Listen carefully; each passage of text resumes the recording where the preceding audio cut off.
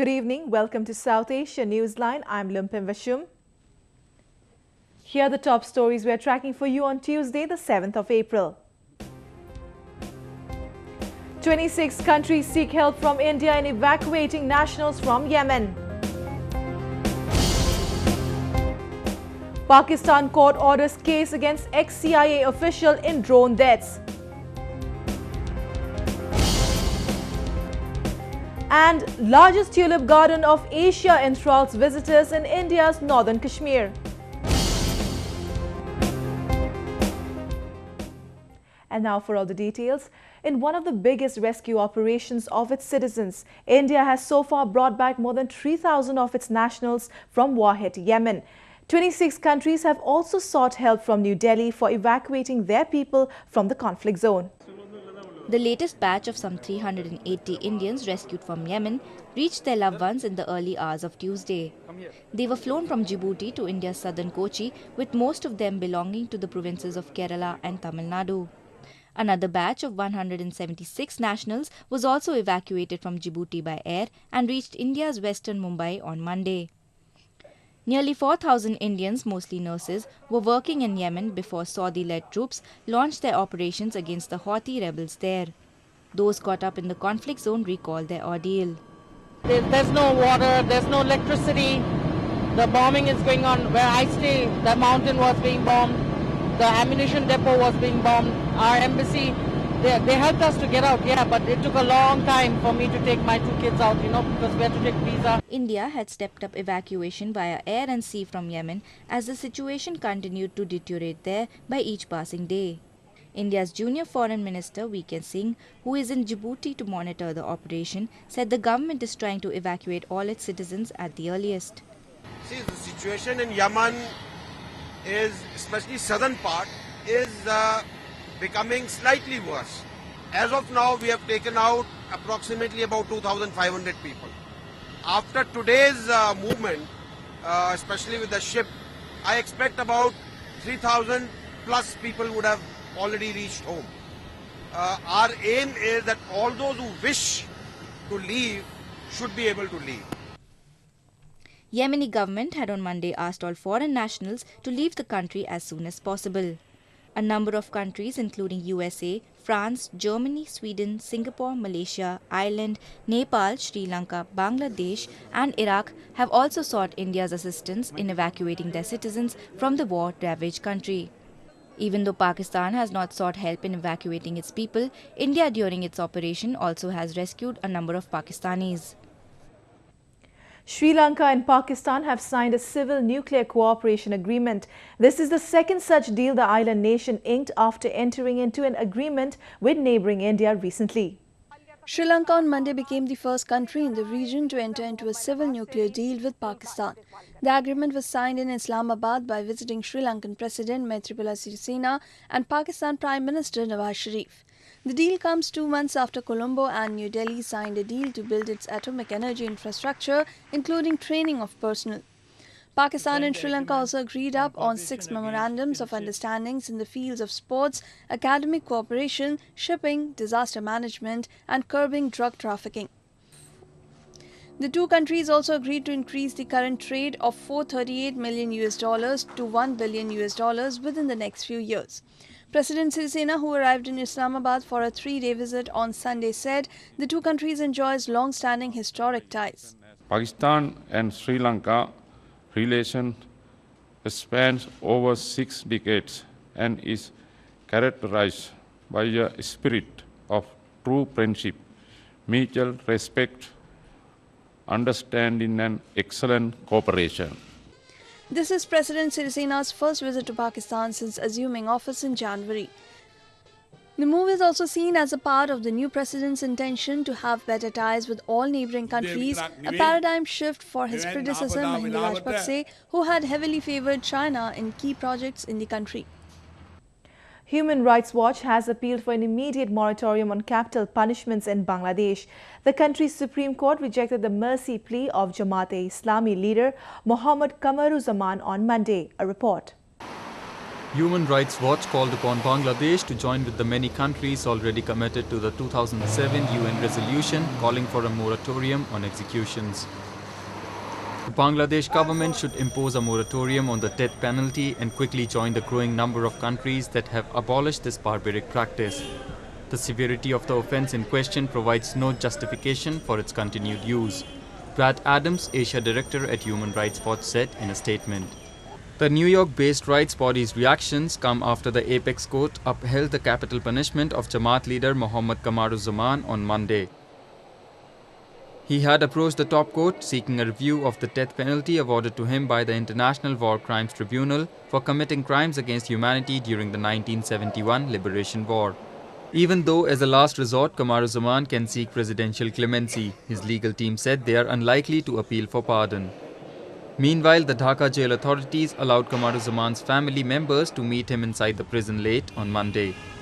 According to the rules, his sentence can be executed any time once jail authorities receive a copy of the Supreme Court judgment. Kamaruzzaman, who led the pro-Pakistan armed militia, the Al-Badr, was sentenced to death by the ICT in 2013. The Supreme Court had last year upheld his sentence. The Al-Badr force was accused of large-scale atrocities including genocide, rape, murder of intellectuals and attack on minorities in 1971 when they fought alongside the Pakistan army to crush the liberation war. Pakistan Parliament will take the final decision on whether to send its troops to fight in Yemen, Army Chief General Raheel Sharif has said. This comes even as the Parliament failed to come to a consensus yet again regarding sending combat troops on Saudi's request. For the second consecutive day, the Pakistan Parliament witnessed a stormy session as it failed to decide on military assistance in the Saudi-led operation. The joint session of the two houses was called by Prime Minister Nawaz Sharif on Monday. Many opposition lawmakers expressed reservations and urged that Pakistan should play a constructive role in the reconciliation process in Yemen. The ruling Pakistan Muslim League argued that Pakistan should consider the request owing to the long-standing relations the two countries share. Prime Minister Sharif said the parliament should guide the government on the country's role in the conflict. Defence Minister Khwaja Asif had on Monday informed the parliament that Saudi had requested troops and weapons from Islamabad. The Saudi leadership expressed appreciation for Pakistan's unreserved support to Saudi Arabia's territorial integrity and expressed the hope that Pakistan would join the coalition for Operation Decisive Storm by contributing aircraft, naval vessels and ground troops. ये तीनों चीज़ें जो हैं पिछले 12-13 रोज़ में Saudi Arabia ने हमें मुख्तलिफ वक्तों पे हमें ये उन्होंने अपनी जो है वो जो ज़रूरत है उससे आगाह किया है और जो विज़िट जिस डेलीगेशन को मैं लेके गया था उसमें उन्होंने naval vessels और aircraft का भी जिक्र किया. Pakistan, which largely depends on Saudi and other Gulf countries for financial assistance to keep its economy running, is in no position to turn down Riyadh's request. The Saudi royal family had also sheltered Prime Minister Sharif for nearly a decade after he was ousted in a military coup in 1999. But many in the country feared any direct involvement in the conflict would result in sectarian unrest within the country, where 1/5 of the population is Shias. Pakistan has asked the police to press charges against CIA's former official for murder, conspiracy and waging war against Pakistan. The Islamabad High Court on Tuesday directed the police to register a case against ex-CIA Station Chief Jonathan Banks for his alleged role in the murder of civilians in a 2009 drone attack. The judge issued the ruling after hearing a petition from anti-drone activist Karim Khan, whose son and brother were killed in the strike in North Waziristan. Former top spy Banks left Pakistan in December 2010 after his identity was disclosed through the case. Khan was picked up days before he was due to testify before the European Parliament in February this year. He was later recovered after a court took up his disappearance matter. US drone program has for long been a bone of contention in relations between the two countries for past few years. Islamabad has failed to address the issues of people in Pakistan-occupied Kashmir. Nationalist leaders are up against the growing repression and lack of democratic institutions apart from increased rights violation in the region. Kashmiris are stepping up their demand of complete independence from Pakistani yoke. Denied basic amenities and rights, people of POK have no other option but to fight for the freedom of their homeland. Nationalist leaders point out at Islamabad's policies of ignoring major issues like improvement of education and infrastructure and not allowing local participation.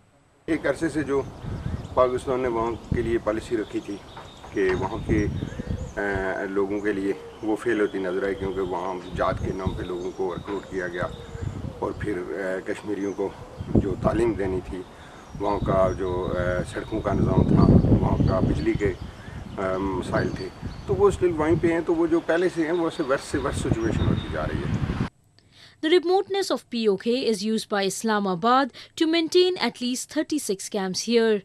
Kashmiri leaders also allege that many unemployed youths have been brainwashed and recruited by ISI officers to fight Pakistan's proxy war in the region. इसको आप कह दें कि proxies की थी जब उस कश्मीर के अंदर और फिर उनकी प्रॉक्सीज जो थी वो अफगानिस्तान के अंदर, तो उसके अल्टीमेटली जो रिज़ल्ट आ रहे थे, तो वो रिज़ल्ट जो हैं वो इस वक्त कश्मीर के अंदर फुली आ रहे हैं और वही जो उन्होंने चीज़ें शुरू की थी वही दहशतगर्दी और वही चीज़ वो आज वो कश्मीरियों को इनडायरेक्टली और डायरेक्टली दोनों सूरत में मुतासर कर रही है. The elected representatives in POK have no powers. They are not able to raise issues that affect the lives of the locals.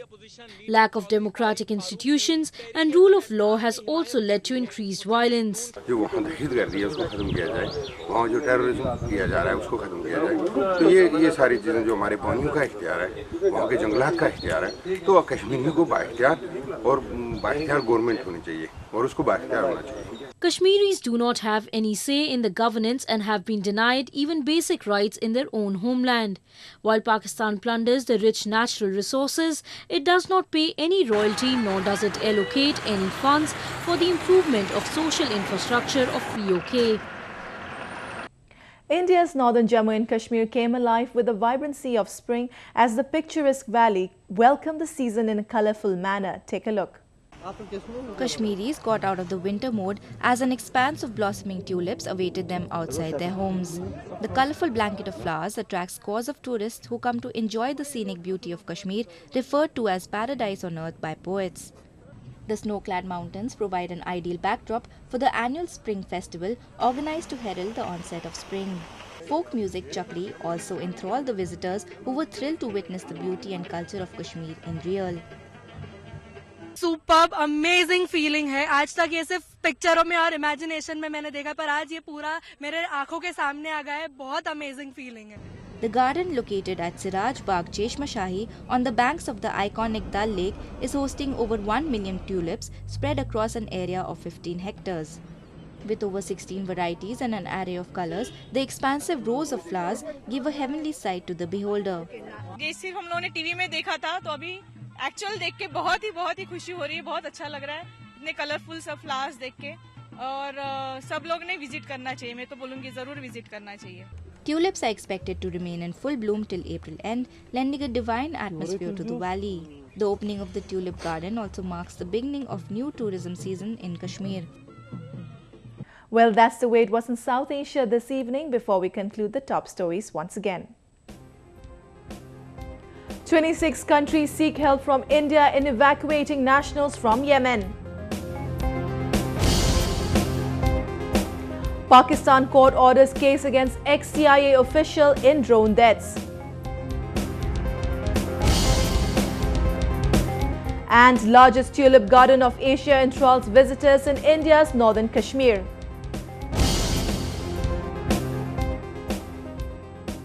Now our viewers can watch the show on SouthAsiaNewsline.com. You can also visit us on Facebook.com/SAsiaNewsline and follow us on Twitter @SAsiaNewsline.